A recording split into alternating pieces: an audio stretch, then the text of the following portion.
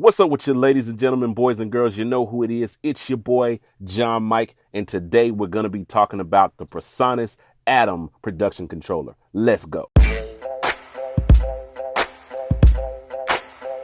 So the Presonus Atom is a 16 pad MIDI controller, similar to Machine or a Kai MPD or any of those style controllers. This is basically Presonus's attempt to reach the beat maker market of producers. It's their answer to Machine, it's their answer to Push, and of course MPC. So they said that they want to basically have a controller that tightly integrates with the Studio One 4 software. So it has 16 velocity sensitive pads, 4 rotary encoders, navigation and transport controls.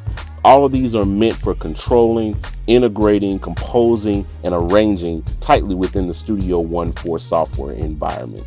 The pads, while smaller than those found on a controller like Machine, are actually very responsive and feel decent. This is all packed into a very lightweight small package that is small enough to fit inside even the small front pocket of my bag.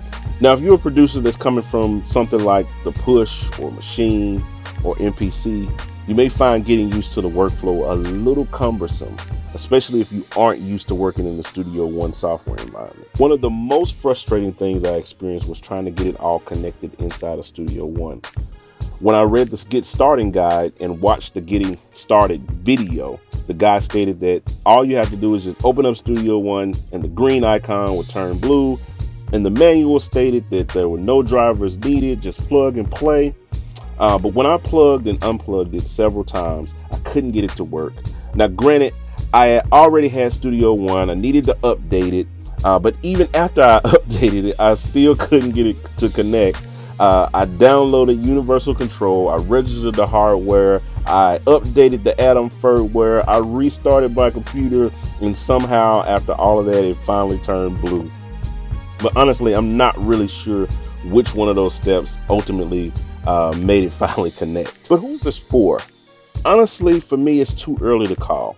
At first glance, I would say if you've never used Machine or MPC or Push or anything like that, and you're looking to get into beat making and you love using Studio One, or you're that guy that's always said, I would love to just record my drum tracks right inside of Studio One using Impact or whatever the case may be, then this is probably a great buy for you. But if you're a seasoned beat maker, experienced beat maker, experienced producer, you're probably going to find some of the functionality either to be lacking, limiting, or even frustrating to try to learn as a new curve.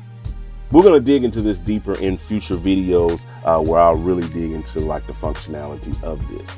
So that's it. I appreciate you guys watching the video and all those good things like that. Hit the like button, the share button. You can check out some of these videos, up there. Hit the subscribe button, do all of that thing like that. You know what I'm saying? And we'll check you guys on the next video. I'm out. Holla at your boy.